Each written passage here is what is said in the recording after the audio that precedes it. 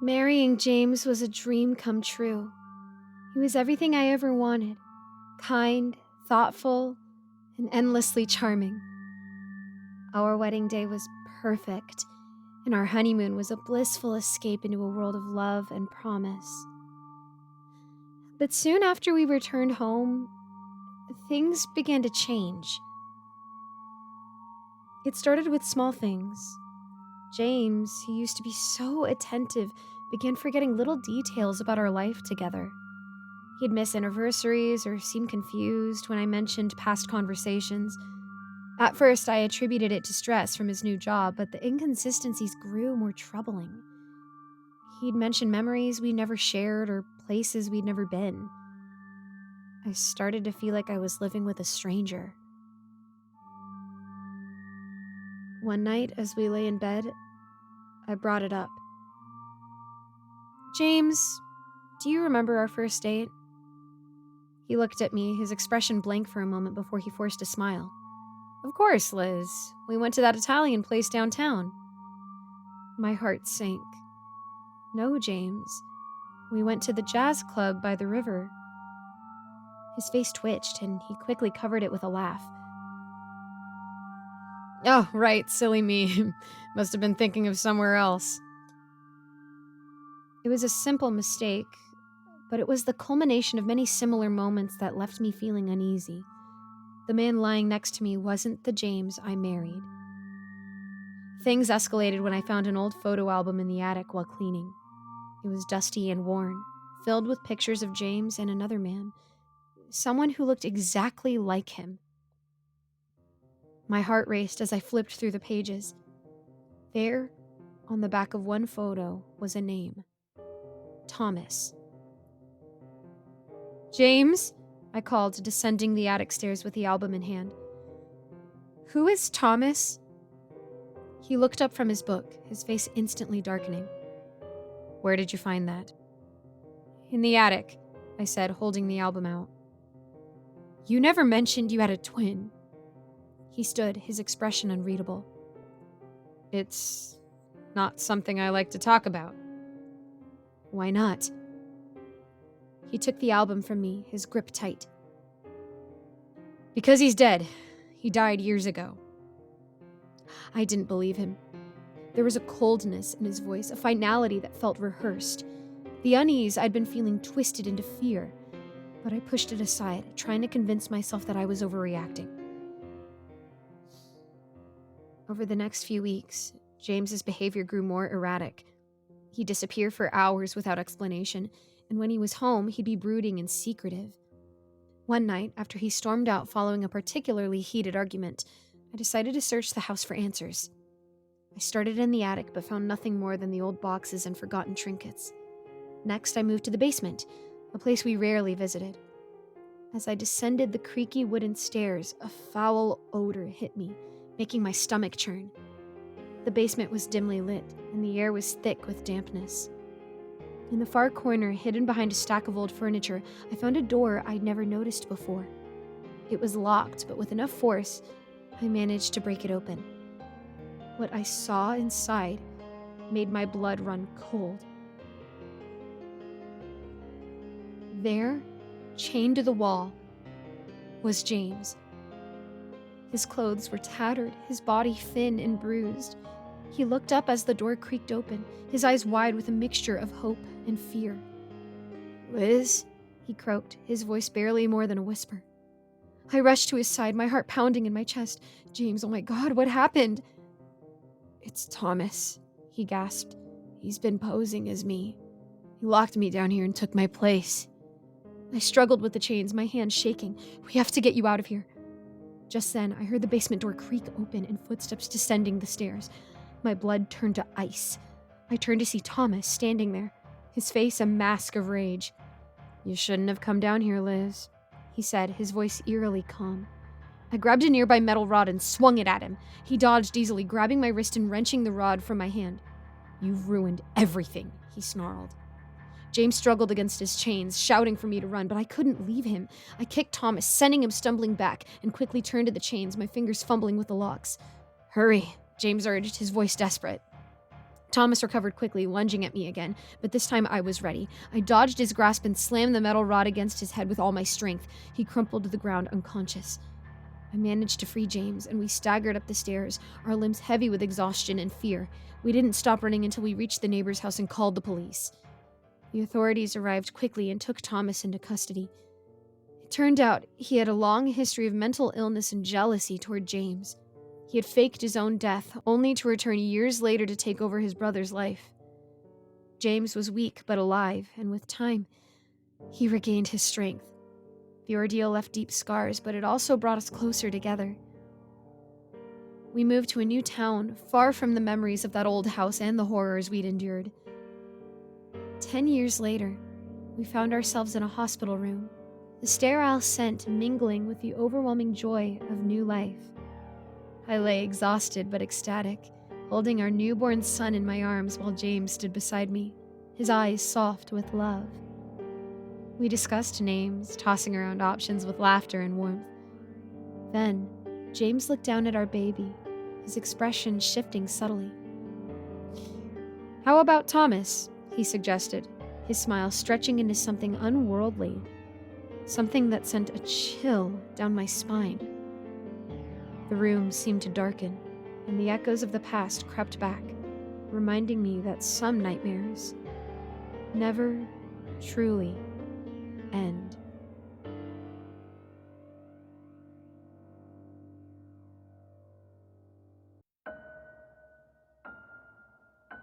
Can someone please help me understand this? I'm trying to make sense of what he wrote, but I just can't. Through the tears and fear of losing him, I can't understand any of this. I want to go and check for myself what happened, but I'm too scared to take our young son with me. Please, help. This is his email. I can feel it preying on me. I can hear it pacing around right outside of my bedroom door. I don't know what I did to deserve this. I have so much to live for. My wife and child are back home. God, will I ever be able to see my son grow? To teach him baseball or football, to teach him how to drive, and hopefully to make him love cars as much as I do. To see him graduate and become such a talented professional that I know he'll be. My dear Angela, I'm sorry I won't be there for you when you need me the most. I promised you that we would be together for eternity, and we will be. I will always be watching over you and Tom. I know you can somehow feel me and forgive me. Please, love our son for both of us. Move on with your life. Find yourself a new partner to cherish happy moments with, someone good for you and Tom. Good like I was never able to be. Hopefully you won't forget me, but if you do, that's okay. It won't change my feelings for you.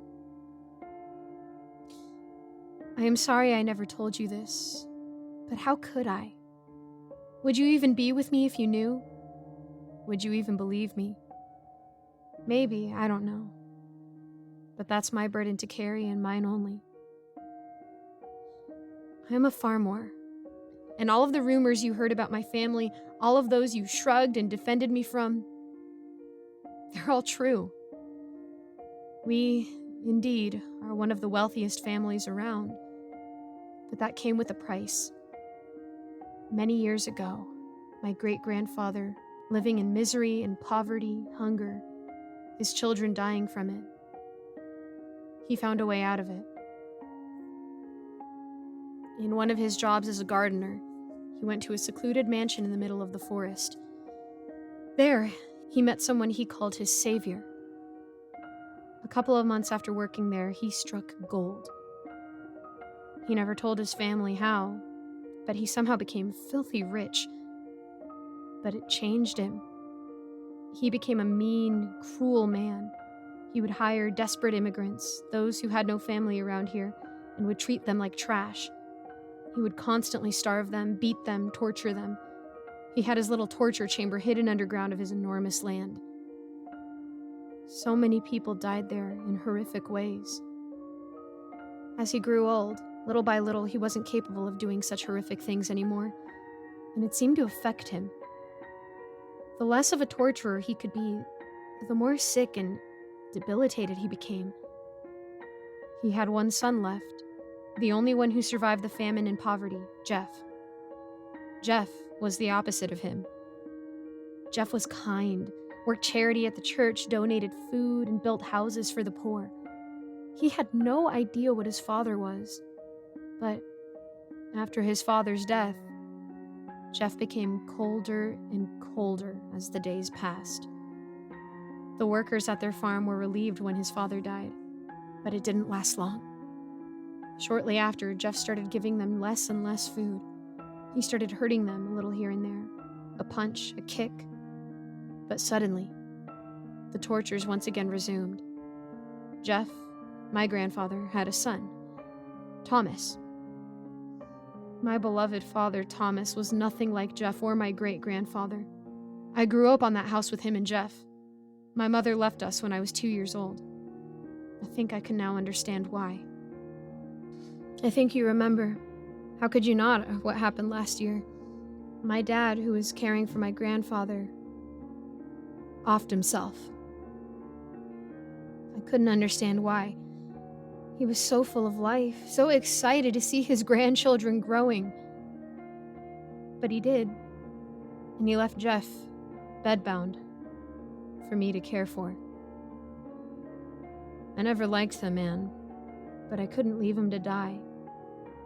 So we moved to this godforsaken town so we could live near Jeff. Little by little, I was creeped out more and more by him.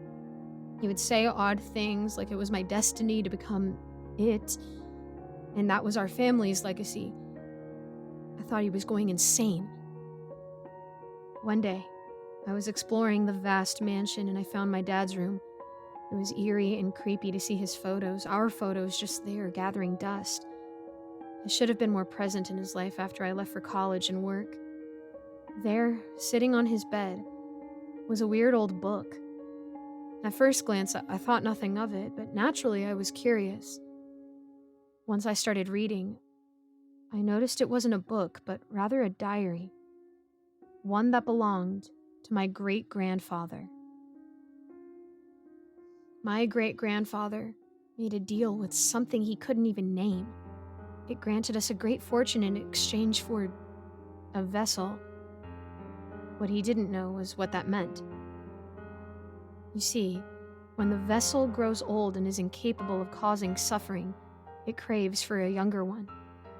That's how Jeff became the monster he was, which I only found out reading this kind of diary. It looks like the creature keeps logs of all of his vessel's lives. At least, he did on my great-grandfather and Jeff's. In the last few pages, the handwriting was different. I recognized it as my father's.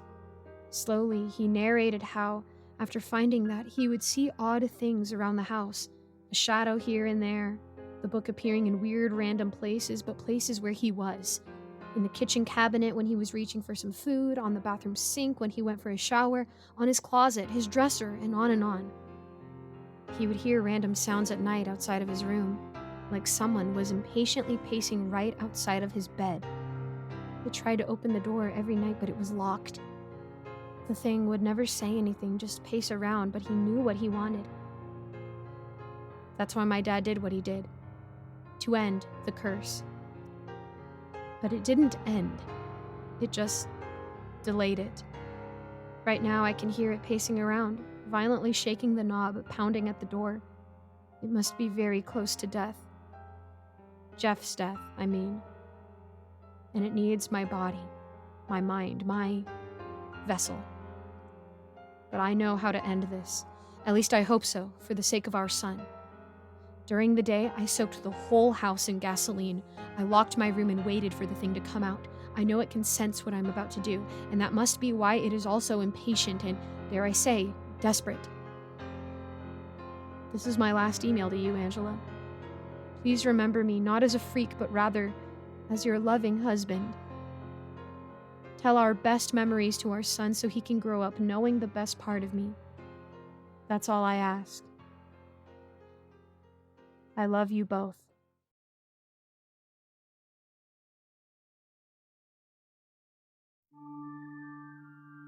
My fiancée thinks her friend Elaine should be one of our bridesmaids. but I don't like her very much. Even though the grooms aren't supposed to be excited and interested in their wedding preparations, I was. Melanie's bridesmaids, a close group of her girlfriends she had known forever, giggled, calling me metrosexual as I heatedly discussed the various flavors of cake and shades of napkins, but I didn't care. And when Melanie and I had a screaming row over the flower arrangements, Lilies, really? Can we think just a little outside the box, darling? They actually took my side. I liked her bridesmaids fair enough. For the first year of our relationship, they had been an amorphous blob of vaguely interchangeable Melanie's girlfriends. And I never quite got round to learning their names. After all, Melanie mostly hung out with them without me. As the months passed, I learned there was a tall one, the curvy one, the one who looked like non-actress version of Juliana Margulies, and now the wedding preparations were fully underway. And I was starting to tell them a bit apart, but still, perhaps it was their habit of dressing in generally similar styles, often in each other's clothes, and doing their hair and makeup similarly too, that often led me to confuse them. But so long as they went along with the vision we had for a perfect day, it was all good. In fact, we were all talking about the bridesmaids' dresses when I first realized there might be a problem. Melanie casually mentioned Elaine, one of her bridesmaids. It didn't first register with me. Melanie kept talking about the dresses. But she really dislikes the sage green we've picked for the color of their dresses. I told her that was all you, darling. Suddenly, my brain did a double take. Elaine, your childhood friend? Melanie nodded. Yeah, she's really excited for the wedding and to be a bridesmaid. She never got to be a bridesmaid while she was alive, and I'm just so happy to do this for her. I sat down heavily and suddenly and looked at Melanie, who was staring at her face carefully in the mirror, contouring her cheeks. Ugh, she was using that shade of bronzer, which made her look like a white actor cast by Hollywood in 1970s Technicolor's Cherokee Warrior 1. I had told her many times not to use that. Then I focused. Melanie, Elaine is dead. You told me she died of cancer just a few months before we started dating. Melanie turned and I couldn't help wincing at her makeup. But the expression in her eyes was real emotion, pure anger. I know what I told you, and I told you too. She is always with me. She will always be with me. And if you have a problem with that, or any of my girlfriends... I held up my hand to staunch the Spice Girls rant that I had heard several times before. Melanie, no. Of course I don't have a problem. I thought you meant, like, metaphorically, spiritually, you know? Like, people always talk about their dead grandma or whatever, looking out for them. But now you're talking about her wearing a bridesmaid's dress at our wedding. My voice rose incredulously, and I could hear a tinny note of panic creeping in. Our whole relationship was flashing before my eyes as I remembered all the times Melanie had casually said something like, and we were at happy hour when Elaine said, and we were all died laughing. And Elaine told me not to worry about it. She would sort it out, and the next day it was all fixed. The doorbell rang. Melanie ran to the door, and a second later the high chatter of excited women filled the air as all the friend group trooped in. They were all dressed quite similarly as always, in stripy crop tops revealing various parts of their body and cargo pants. And that dreadful orangish contouring. Melanie said, Ladies, this fella here doesn't think Elaine should be one of the bridesmaids. The chatter subsided, giving place to a nervous, tense silence. The girls exchanged glances. Then, Juliana spoke up. Look, you don't want to do that. Elaine is really happy to be a bridesmaid. Plus, you don't want to make her mad at you. She, really cares about Melanie. They were like sisters growing up, you know? The air in the room seemed to thicken slightly. I couldn't quite tell how many there were. The orange contour gave them an almost animalistic quality, and they stared at me with their hostile, strange eyes, which yet were not devoid of some sympathy. Suddenly, I yelped out. Something was burning me in my pants pocket. I snatched my phone out, which was glowing bright hot, and immediately dropped it on the floor, my hands scalded. We all stared at the phone, the red glow fading harmlessly. I held my blistering hand, my shock numbing the searing pain. That was Elaine, Murmured the curvy one. Melanie came up to me, looking up into my eyes beseechingly. Please don't make her spoil our perfect day. We've been planning this for so long. She has to be there. She has been waiting for this. Just try to understand. She loves us all so much. Tall one spoke up. Melanie passed a cyclist too close the other day driving home, and he gave her the finger. You don't want to know what Elaine did to him. She draws strength from caring for Melanie, you know. His head was almost cut off by his bike chain. It was wrapped so tightly around his throat. Melanie nodded solemnly. It cut right through his spine. I could see his vertebrae poking out, covered in blood. I looked at my phone and tried to quell the shaking that was threatening to take over me. I didn't want to appear scared and witless in front of the bridesmaids. My hand was starting to throb. The girls moved around, all still looking worried at me. I still didn't know how many there were. 4 or 5? Of course, I muttered. Of course, Elaine should be one of the bridesmaids. A sigh of relief went up. Then Melanie threw her arms around my neck. Oh, darling. We are going to have the best wedding ever.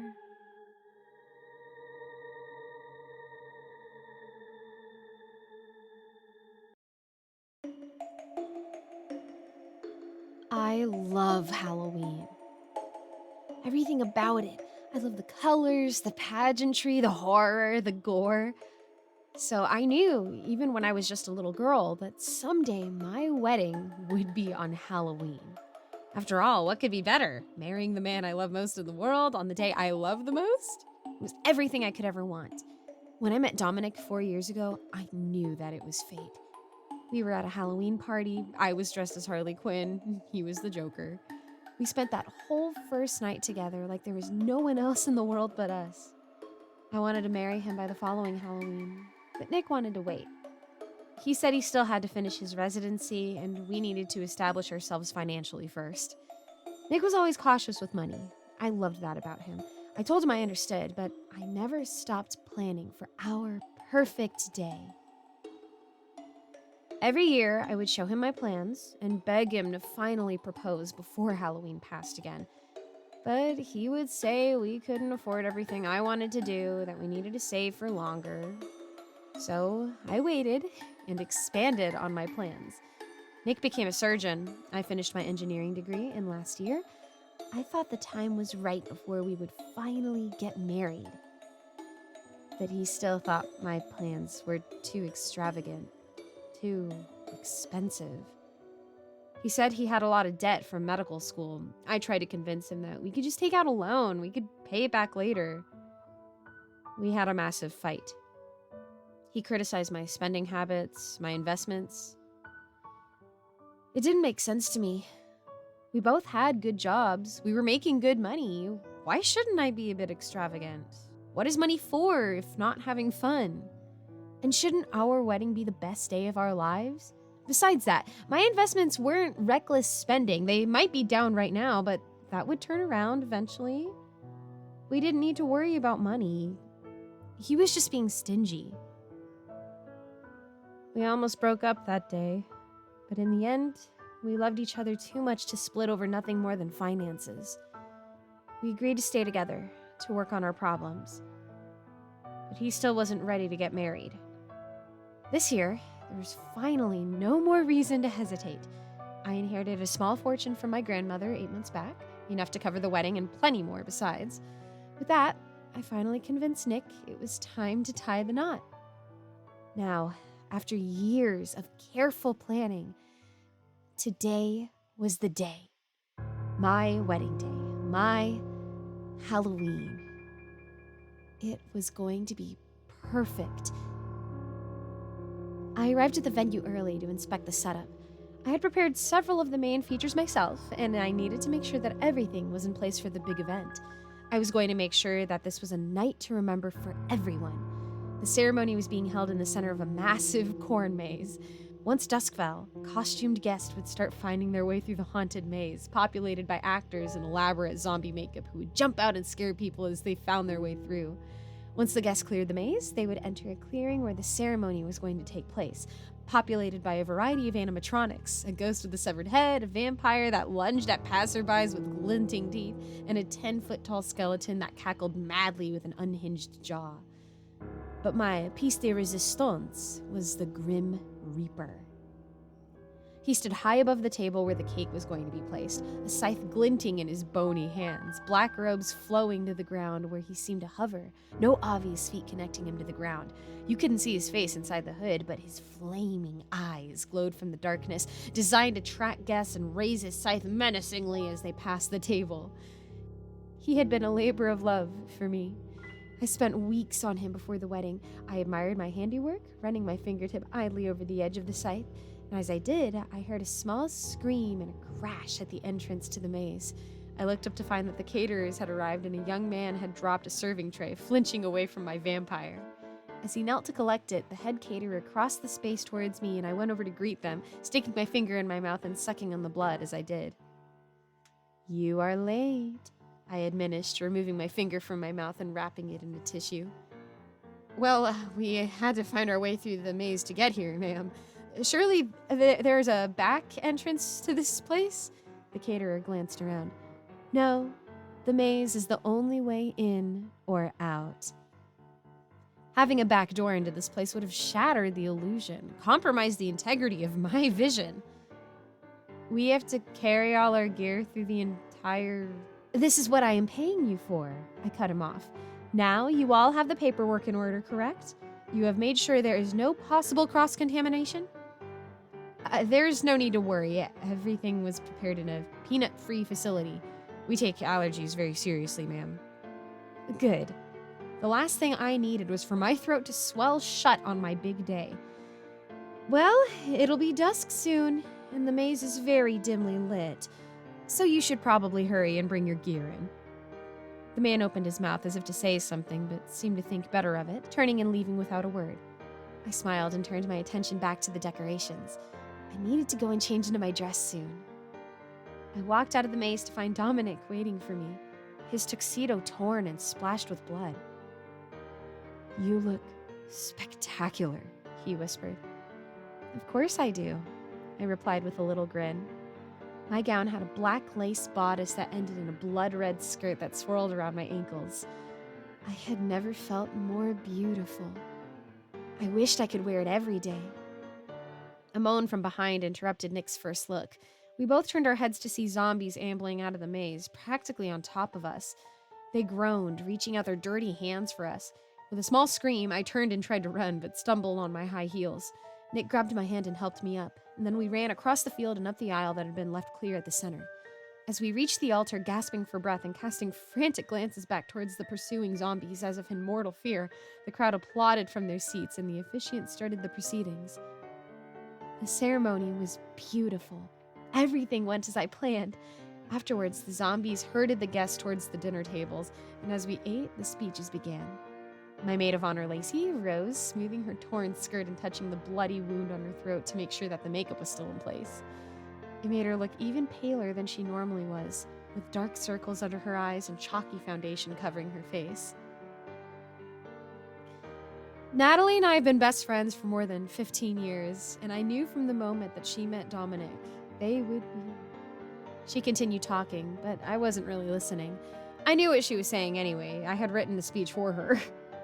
Instead, I watched Dominic, but he didn't return the favor. His eyes were fixed on Lacey, a small smile on his face. I didn't know why he needed to study her so closely. You would think he had seen enough of her already. My mind flashed back to the pictures on his phone. Her. In our bed. In our shower. On our kitchen table. I always knew they would be married someday. My closest friends in the world have found true love with each other, and I couldn't be happier for them, Lacey continued.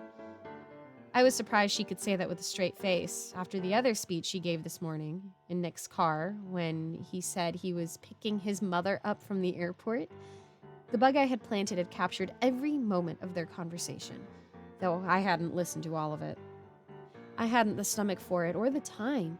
As I watched Lacey drone on about our perfect love, all I could hear were her true thoughts from the recording.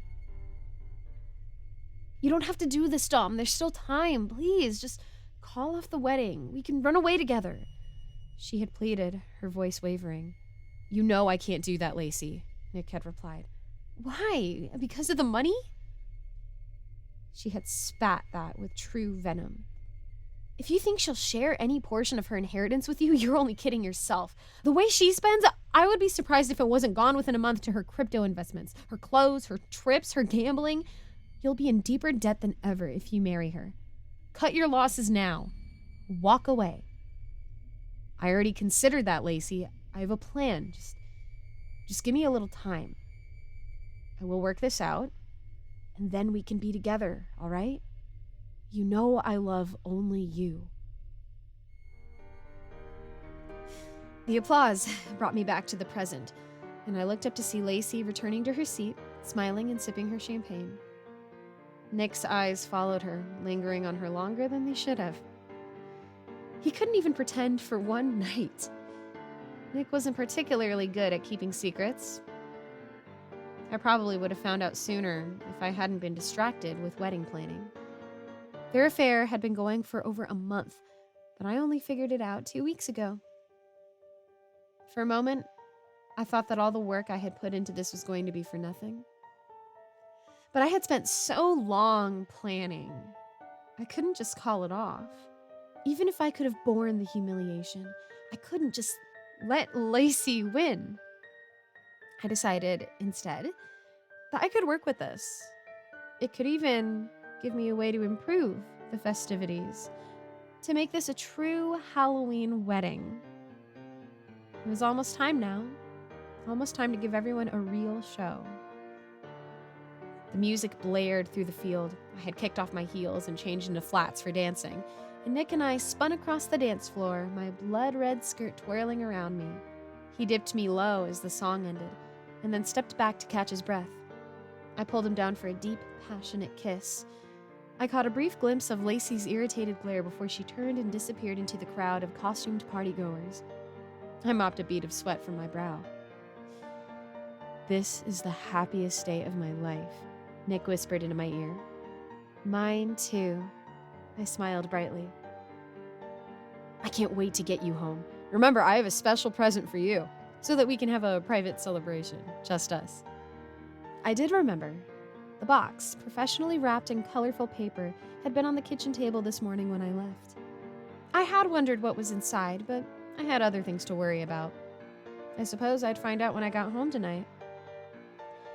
Well, if you're eager to be alone, maybe it's time to cut the cake, I suggested. I had been anticipating that moment all day. I had designed the cake myself, drawing my own sketches for the baker to work from. I had tested 7 different bakeries before I found the one that could make it just the way I wanted.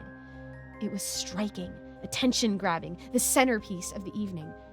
It had 6 tiers, done in a black lace pattern, with red icing dripping down the tiers like blood and black roses with eyeballs peering out from their centers, placed around the base.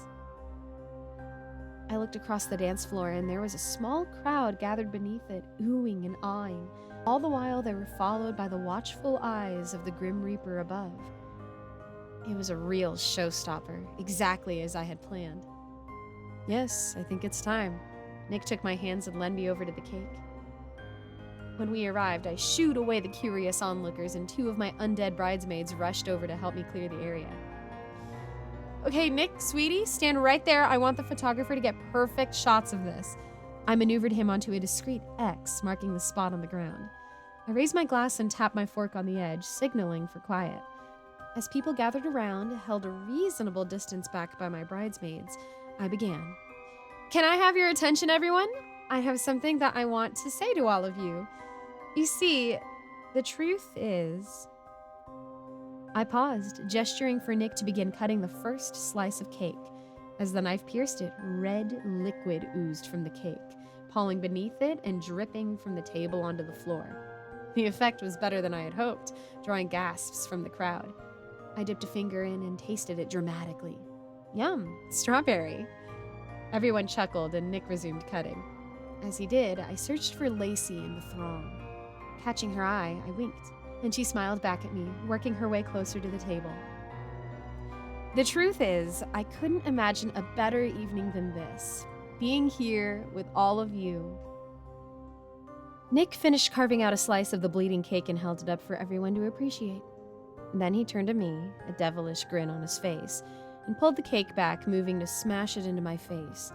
I felt hands on my shoulders pushing me aside, harder than was strictly necessary, and I fell to the ground. Above, Lacey stood between me and Nick, face covered in gory red cake bits. I grinned. It was exactly as we had planned it. I had told her that Nick was planning to do a cake smash against my express wishes, I might add, and said that as my maid of honor, it was her job to protect me. We planned for her to dramatically push me aside to save me while putting on a good show for the guests. It was a funny little bit that Lacey had surely only agreed to because she got the chance to shove me down and complete a wedding ritual with my husband in front of everyone. She laughed as cake dripped down her face, scooping a glob from her cheek and smearing it onto Nick's nose. He chuckled, playfully pulling her close and smearing more icing on her face in the process. The scene was interrupted by a loud creak and groan from above the table. We all looked up just in time to see a puff of smoke rise from the Grim Reaper, and then his scythe suddenly swung down, glinting in the light. It sliced cleanly through the cake, the table, and the two people standing directly in front of it during the malfunction. I met Nick's eyes as blood blossomed from a deep cut running from his shoulder to his navel. He opened his mouth, wordless, and blood poured out. Then he collapsed on top of Lacey, whose slashed body was already lying on the floor next to the collapsed table and smashed cake, her blood now mingling with the strawberry filling. For a moment, no one moved. Then, my piercing scream shattered the silence and the event descended into chaos. I arrived back at my apartment many hours later, wedding dress covered in now dry blood and mascara streaked from crying. I closed the door behind me and locked it. I had insisted that no one come back with me, said that I needed space. Finally alone, I began stripping off my soiled clothing and dropping it in a pile on the floor. As I stepped out of my dress, my carefully maintained composure finally cracked, and I collapsed to the ground, tears running down my face.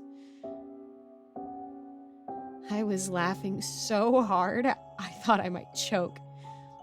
I managed to suck in a breath, calming myself. Everything had gone perfectly, better even than I had planned.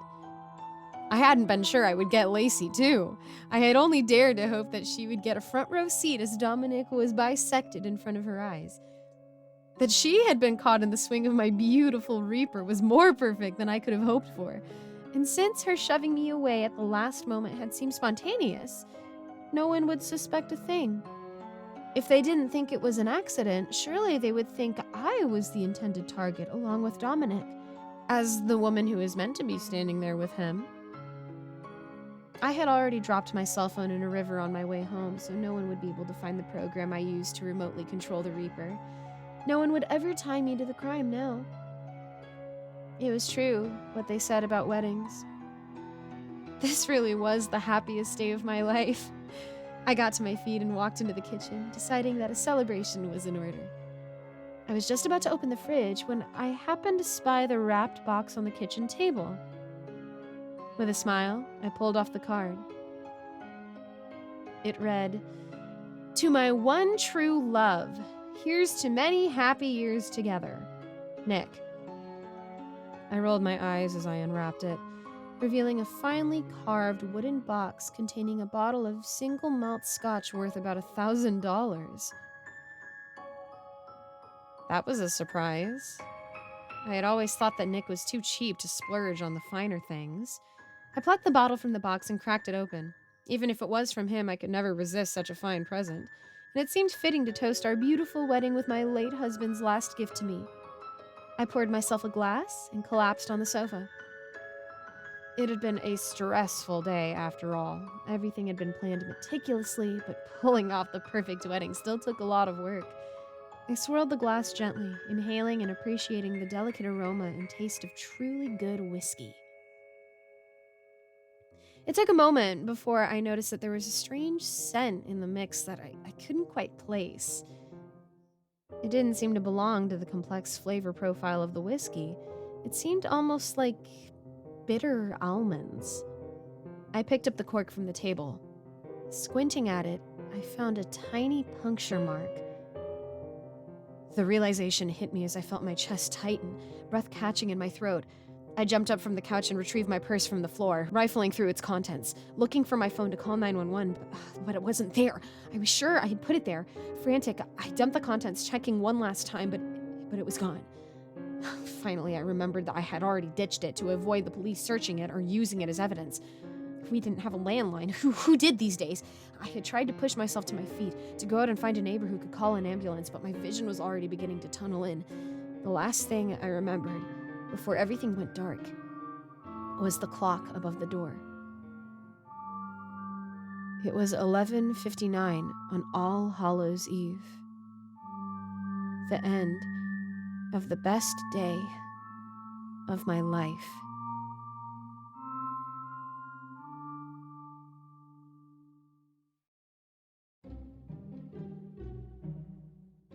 Five stars. Great product. Just what I needed. 5 stars. Amazing. Cannot recommend strongly enough. 4 stars. Top quality. Simply awesome. This was life-changing, phenomenal. It beat every expectation I had and then some. Honestly, I was skeptical at first seeing the price, but it works better than the name brand version. I'll probably pick up a second for my daughter, and who knows, maybe I'll buy another one for myself. 1 star. Danger, poison, side effects, urgent. This is fatal.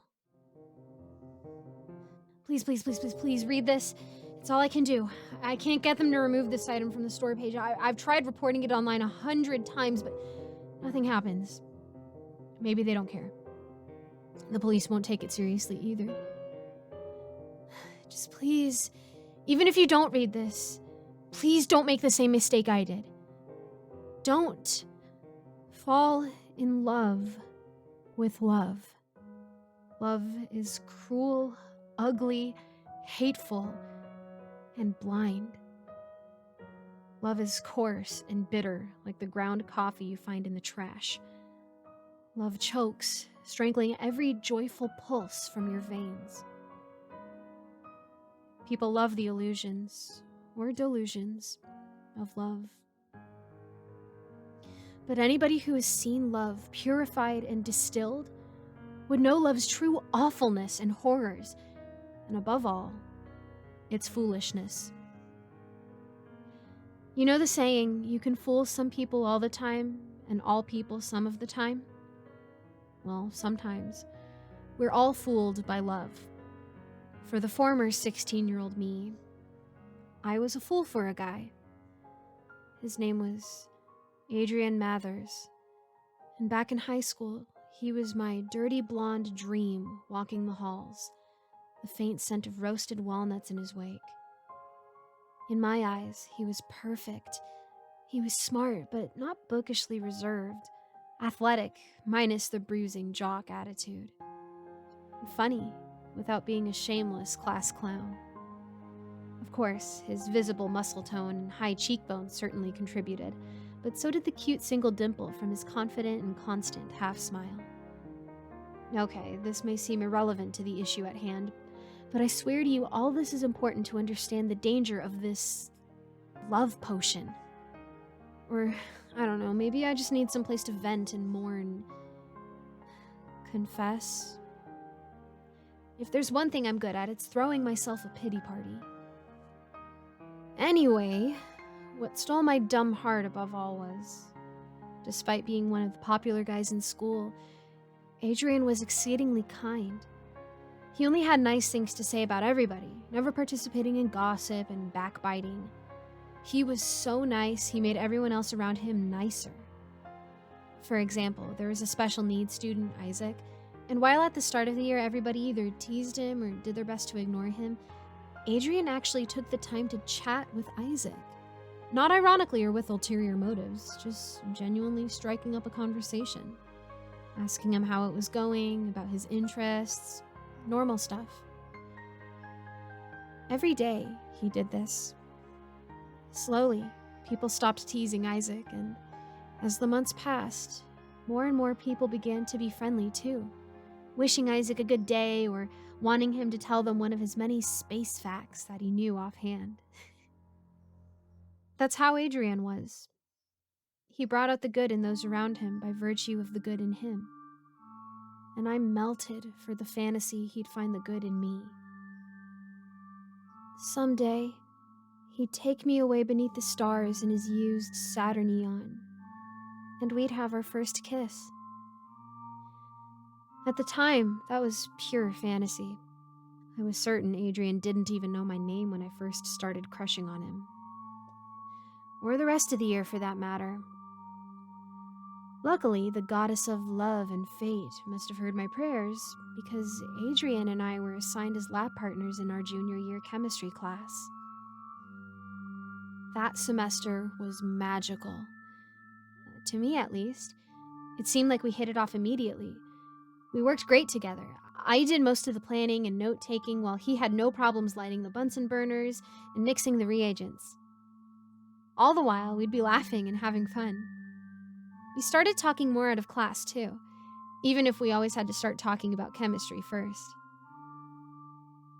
However, our conversations were never stilted or awkward, and we'd soon be discussing deep topics like our fights with our parents and the reasons why we both wanted to leave our hometown. I just hated the bitterly cold winters here, but he wanted to leave because he never wanted to feel like his home was stuck and glued in one place. And so he'd imagined he'd always keep moving places every few years. I just want the freedom of it, you know?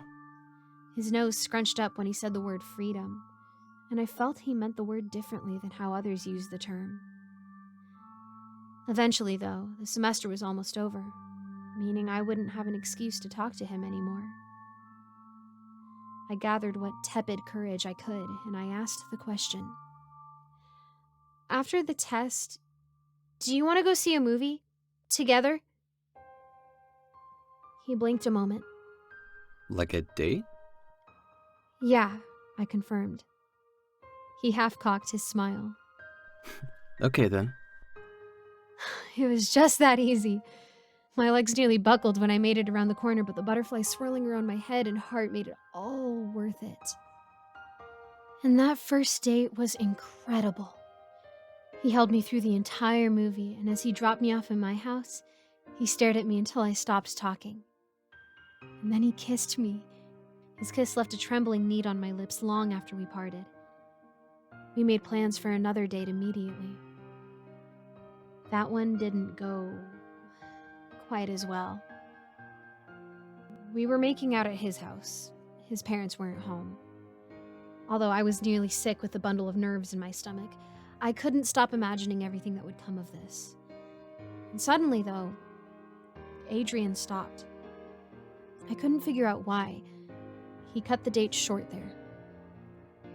When we spoke again after that night, he told me the most crushing words I've ever heard. He sighed and said, I just feel we're better as friends. I'm sorry. I tried, but I just don't see it was more than that. I never told anybody about our fleeting time together, or the pain I felt. Even long after, I never said a word. There's a million breakup songs out there. Each can explain the emotions I felt better than I could. Just go over to the iTunes store or Spotify and buy a couple. You don't want to hear more from me. Although part of me refused to put the pain into my own words, because if I said exactly how I felt, then it really would be over, and no matter how much healing I did over the months and years, I didn't want us to be over. Even if that was what we were. We were little more than acquaintances when high school ended. Anyway, life happened after that. Got accepted into college, drifted away from my fair weather friends, made one or two better friends. During my studies, I dated twice. The first relationship fizzled, not a lot of chemistry besides my crippling desperation when we met at a party. The second guy I dated, Nate, we had chemistry all right. Too much, in fact. Which is why it blew up in a fiery spectacle. Much like a plane full of TNT crashing into a fireworks factory. Fun to witness at a distance, not so fun while screaming aboard the disintegrating aircraft. During this time, I was doing my teaching practicum, and I met Mrs. Joni Rennick. She was upbeat, gregarious, positive attitude, thoughtful. A teacher loved by all the kids, always putting others before herself. A mentor that I quickly did my best to model myself after. To me, she was almost a saint in her selfless attitude. However, after a few short months, I discovered her one flaw. Selfishness of a different sort ate away her body. A greed called cancer. She wouldn't survive the year. Where we meet Adrian again is at Mrs. Rennick's funeral. During the sermon, Jody's brother mentioned how the Mathers family put Jody through school, but my brain didn't link the surname together until the reception, where I spotted Adrian comforting the much older brother of Jody. I tapped him on the shoulder. "Hey, stranger." Fortunately, I had chosen my more stylish black dress of the two hung in my closet. Adrian turned to me in his well-fitting three-piece suit, and his eyes seemed to brighten. Kim? "Still stuck in town, I see." Nah. He shook his head. Just here for the funeral. I knew Adrian traveled around a lot, but I'd forgotten in that instant rush to say hello. After that, the conversation was breezy, like summer, just like I remember it. I told him how Jody was a role model for me. He told me how Jody was his babysitter for like 10 years, hence the comment about his family putting her through school. The conversation was getting more animated, but with the funeral going on around us, we instead agreed to meet later that week for coffee before his flight left. Doubts crept in almost immediately. After a few minutes, I convinced myself that I'd imagined the renewed romantic chemistry. The sparks were sputters. Flirting was just friendliness. Those hints of desire were merely shimmers of a polite facade. But other than bite my cuticles and nervously rock my legs, I didn't know what to do. I'd be meeting with him soon. It was literally my last chance at a second chance. So I started drinking a bottle of leftover tequila and set off online in search of answers. In a few short hours, my browser was clogged with Facebook profiles, self-help blogs, and more cheesy dating advice than my hairdresser on a particularly chatty day. It all seemed so useless and fake. None of this would actually work. On a whim, I decided to search for a love potion. Years ago, I went through a bit of an alternative religion, Wiccan phase, which is why I'd expected silly home brews of supermarket spices and willow leaves, which would vary in quality between inadequate tea and a putrid sludge. And I did find results like that, along with movie references, tacky perfumes, and a whole bunch of other crap. A few pages in, though, I was intrigued by one particular link. Licorice-flavored love potion. The name was less arresting than the web address. The fact it was being sold by this very website made me think. Don't they have standards? They can't actually be selling a fake love potion. I convinced myself it was probably nothing more than a candy with the licorice-flavored appendage, but tipsy me was curious. No kitschy hearts or playful colors greeted me, but the Art Deco bottle with sharp glass lines and a black fluid within. This was a minor shock, as I'd pictured sweet red licorice, not black. More than that, though, as you can see, the product description above makes it seem completely sincere. Force your love to give you love by feeding them this love potion, was the line that particularly stood out to me. Normally, love potions describe themselves in more poetic and saccharine terms. To see one bluntly advertise how you always imagine a love potion is supposed to work was refreshing and exhilarating. My cursor hovered over the Add to Cart button. Except the price was fairly steep for what amounted to little more than a brief thrill. It's not like it would actually work. Besides, it probably wouldn't arrive in time anyway. And how would I get him to drink it anyway? Licorice wasn't exactly an inconspicuous taste. He'd know if I slipped it into his coffee. All those valid reasons were no match for serendipity. See, it was in that moment I remembered Adrian liked licorice because he and his circle of friends once had a silly argument about whether licorice was the worst thing we ever were tricked into believing was candy or a delicious and unfairly maligned treat of the gods. Adrian was firmly on the pro-licorice side of that particular debate. He likes licorice, and I found a licorice-flavored love potion. That's kind of like fate, right? The loudly advertised free shipping was hard to beat, too. The class I'd been teaching was outside for recess, when I got a lesson of how fate really works. Sorry, I have to leave town early. I wasn't even upset, really. In a way, I was relieved. Here I'd been stressing out like some stupid little girl over a simple cup of coffee. Some adult I was. My flight leaves tomorrow morning. Can we meet tonight?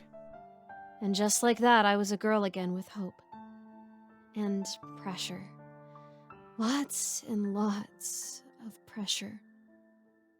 This would be my one and only chance, and I knew I had no magic on my side.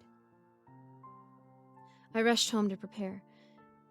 When I spotted the plain brown package patiently expecting me at my doorstep, I didn't even consider it was the love potion. From my tequila buzz, I barely remembered ordering it, but I certainly didn't expect it to be delivered so soon. In the past, I've paid for the princely leisure of 2-day shipping on a few occasions, but I've never had anything arrive in under 24 hours before. After I peeled away the tape, cardboard, and excessive layers of bubble wrap, I found the ornate bottle delicately inlaid within a former-fitting encasement of crunchy styrofoam. Curiously, the liquid inside was clear and not the jet black like in the picture. Although I'd solve this colorful discrepancy soon, later I'd only have unanswered theories gnawing at my mind to explain why. Wrapped around the deco neck of the Art Deco bottle was frayed twine linking a bottle to the round paper bag. Wrapped around the deco neck of the bottle was frayed twine linking the bottle to a round paper tag. On it were these 3 simple instructions. 1. Mix a drop of your blood in with a love. 2. Give this now activated love to the intended target. 3. Enjoy the love. There were no ingredients list or warnings or even a brand logo. The first step was what gave me pause. A drop of blood struck me as hardcore, which was fine by me, except it also seemed unsanitary.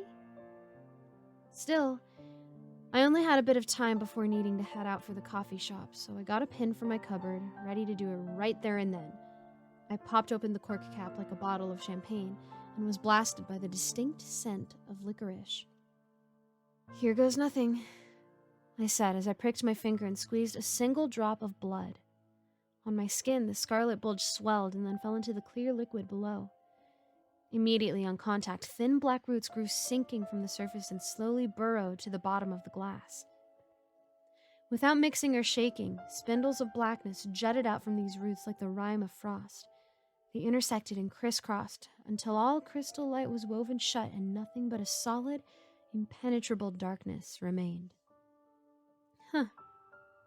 Neat, is all the gravitas I could spare for that damning event. I recapped the bottle and casually tossed it in my handbag.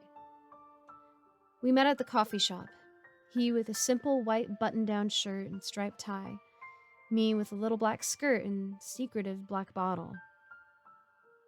I did my best to pry a passionate conversation from him. That's what I read, is guys like it when a gal shows an interest listening to his interests. It seemed to be going quite well. He was getting animated and excited, swinging his arms in exaggerated chopping motions. Although, to be honest, the stories of his travels weren't that interesting. Not secondhand, anyway. After the first story, hearing about a traditional meal with colorful locals gets old, whether it's in Central Asia, Chile, or Uganda. Still, the evening was progressing so well, I forgot all about the love potion. It was sometime after sunset, though, when Adrian glimpsed at his watch and began checking it repeatedly every minute or so. I hesitated. Do you need to leave soon? He rubbed his neck apologetically. Yeah. Early morning flight and all that. But it's nice catching up like this. We should do it again sometime. I panicked a bit. No, I stammered, practically jumping from my uncomfortable seat. You can't leave just yet. He was surprised by my abrupt outburst. Well, it's not like I was planning on leaving right this second. Let me just... They sell this really great kombucha here. You've tried kombucha before, right? Yeah, it's okay, I guess. Then you gotta try this one. It's the best. He stared at me in mild bewilderment. Trust me, my treat. Let me just go... Using both hands, I pointed towards the barista behind the till and wandered off before he could object.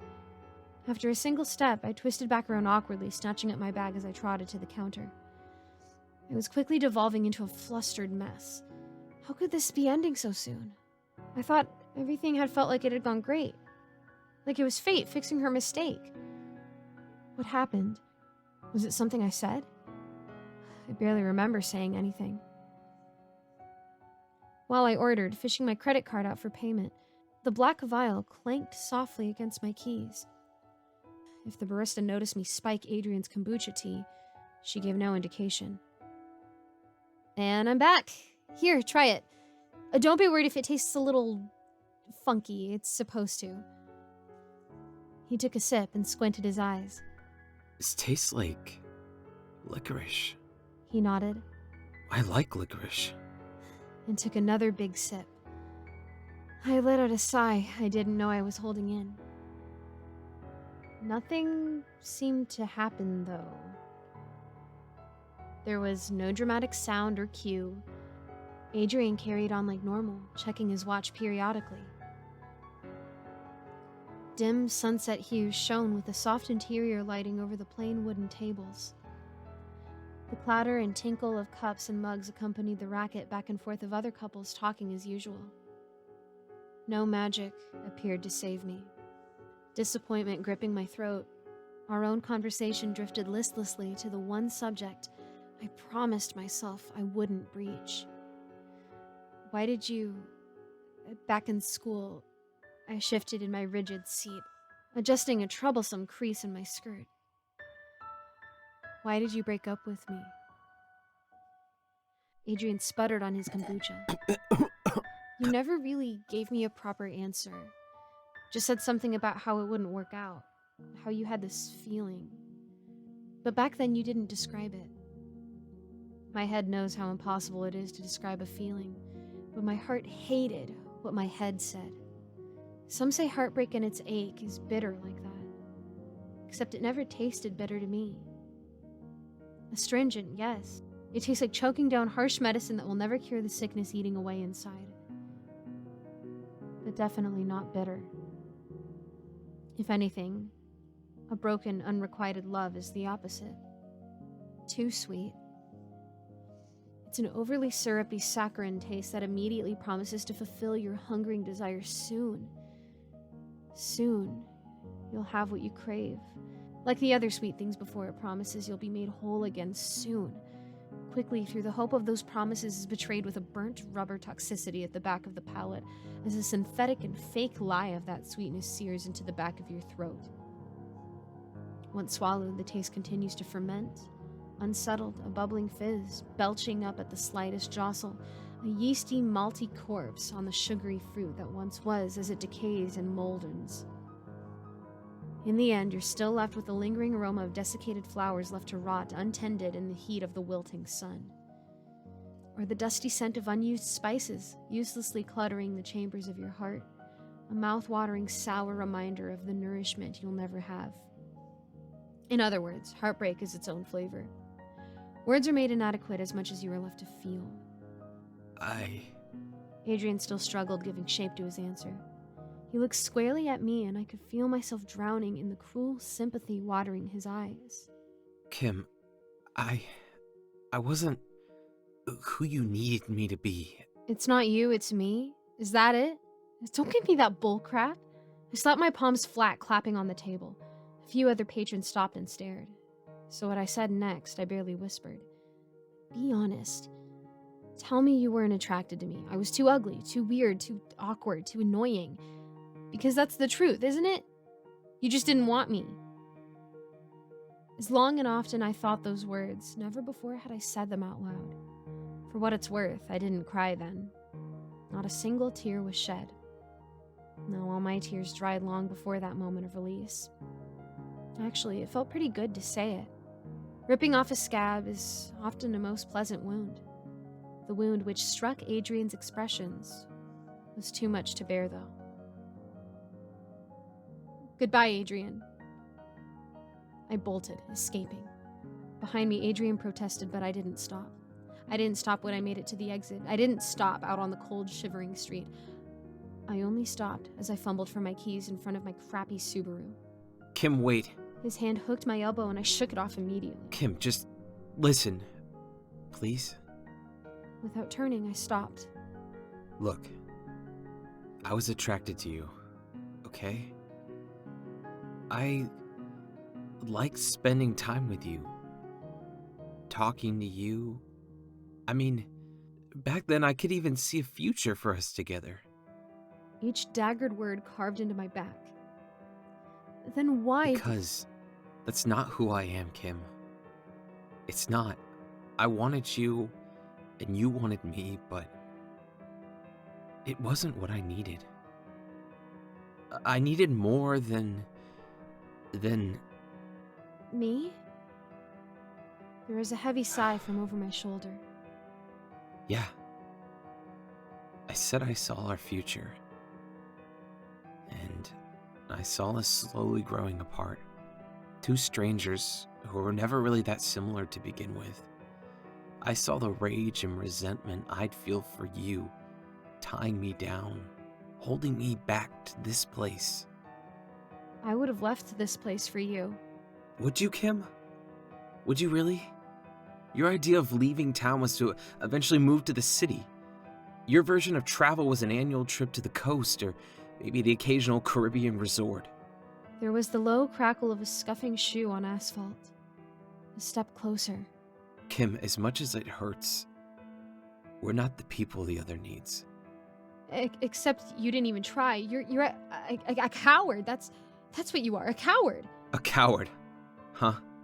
There was a dry chuckle. Yeah, that's just who I am.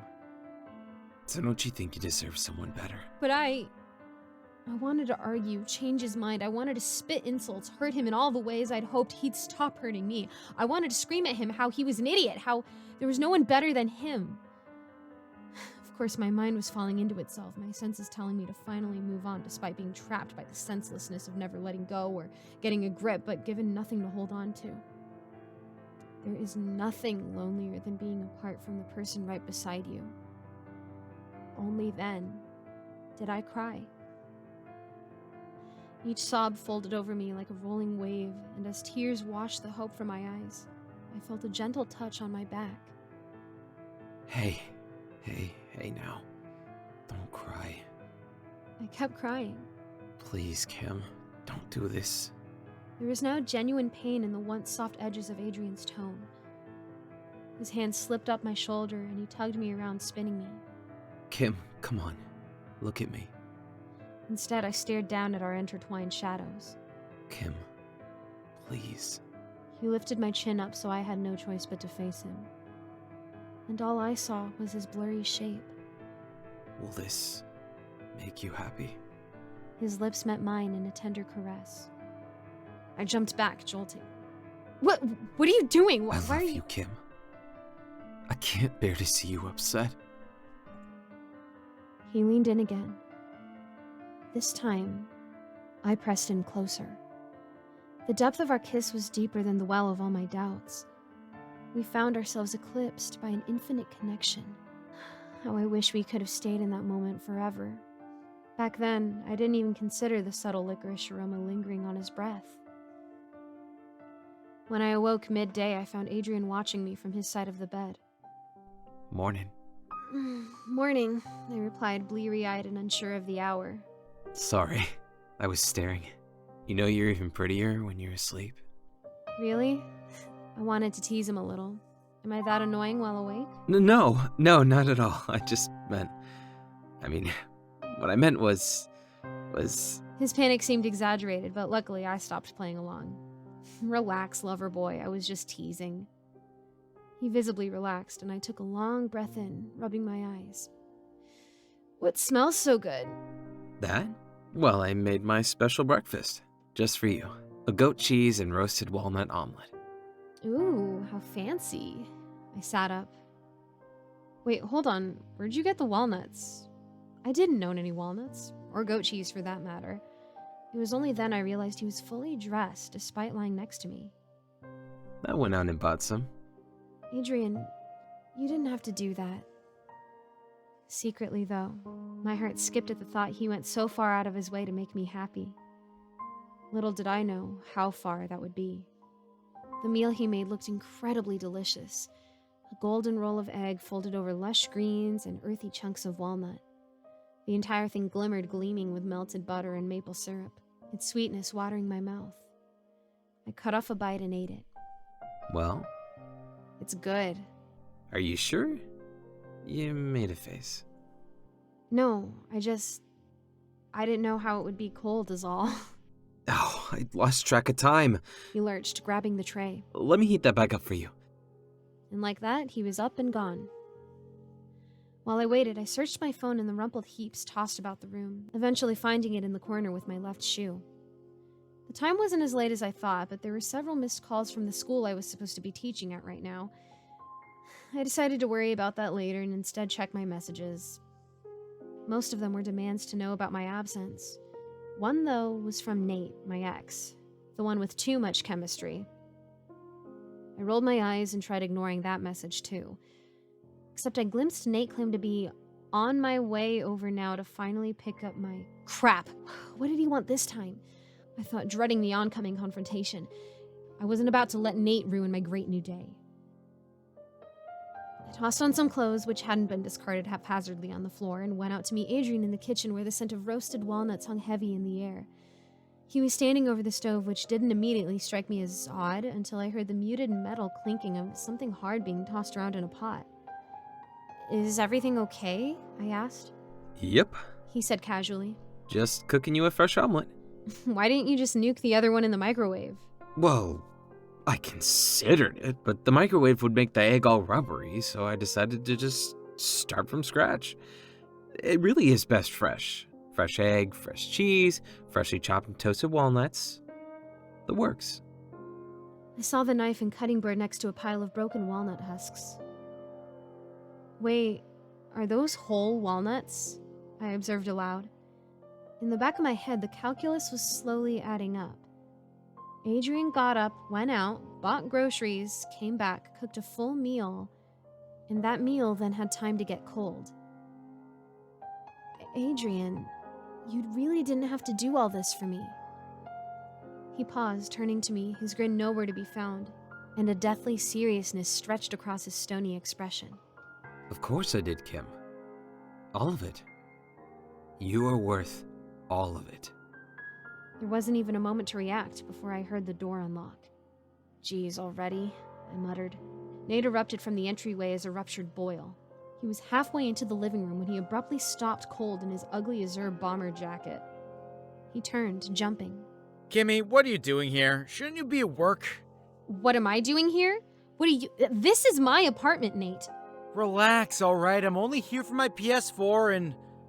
Is that your new beau? Oh, I'm real sorry I interrupted your love nest, Kimmy. At that time, I thought, screw him. He wasn't the least bit apologetic. Nate was nothing more than a selfish jerk who I never should have left the key with. Nate, leave! I want you gone! Now! That's the last clear thing I remember speaking to Nate. I want you gone, I remember repeating several times. Yeah, I want you gone. Yeah, I definitely said that more than once. After that, our yelling match quickly devolved into a trade of tirades and throat-shredding screams. No communication, just simple animalistic howls for dominance. Heat and friction. A rolling, boiling fire of emotion. This was when Adrian stepped between us. I remember my heart melting at that time. His strong, confident shoulders looked like they were ready to save the day, like he always had. Adrian seemed like he would solve everything with a kind word and a half-cocked smile. Instead, there was a lunge, followed by a wet gasp for air. I couldn't quite see it, so I chose not to believe it, except I had no choice but to accept the spray of blood splattering the floor. What did Nate do to Adrian?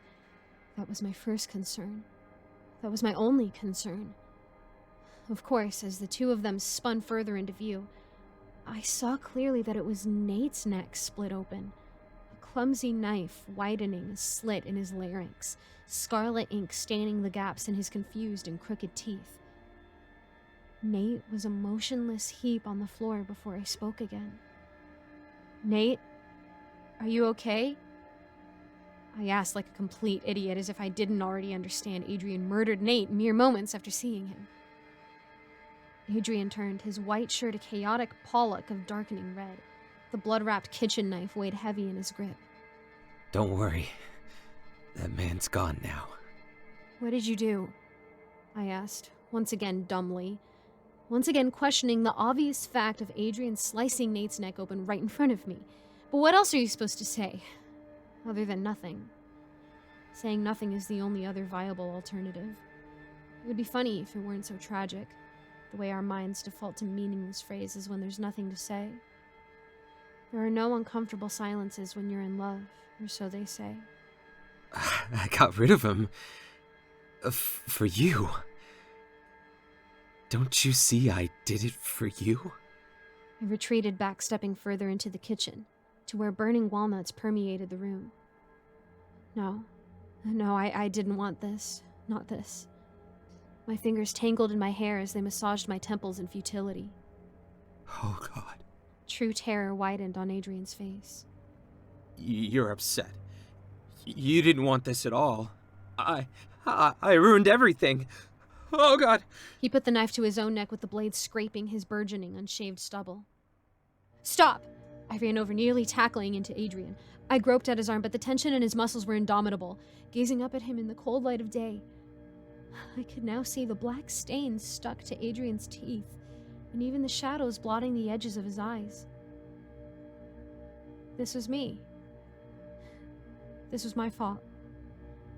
This love potion, it poisoned Adrian's mind, turned him into something else.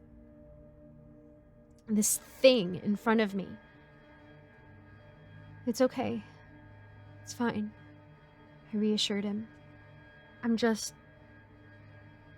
worried you'll get arrested. He put the knife down, his expression relaxed, softening. Don't you worry your pretty little head. He kissed my forehead. I will take care of the mess. My mind drowned in a haze of confusion, from the pool of blood at my feet to the not Adrian figure tenderly embracing my shoulders. From then on, he lovingly ushered me to the bathroom. There, he cleaned me from all the blood. He carried me to bed, brushing the hair from my face. Carefully and methodically, he washed away his exit from my room. From behind the door, I've heard all sorts of noises, heavy grunting noises of exertion and effort, scrubbing, sawing sounds. The clunking thuds of footfalls and limbs falling. Every so often, not Adrian has returned, carrying a cup of tea or a grilled cheese on a plate. He offered these to me like gifts. and then he'd lean in for a loving kiss. Of course, I'd pull away, although I recognized the pain that flashed behind his eyes each time I rejected him, told him no, and I'd force myself to reassure him in other ways. I was the one who first gave him my love, after all. It is well past sundown now, and Adrian left several hours ago, heaving bags with him as he went. I've been a little more than a wreckage on my bed, the same bed that we shared, wondering where my skin ends and the sheets begin. The Adrian that I loved isn't the Adrian who loves me. I don't love the Adrian who loves me, but I know exactly where I can buy his love. Gross. I hate licorice and they don't take returns. Gave 2 stars for prompt delivery.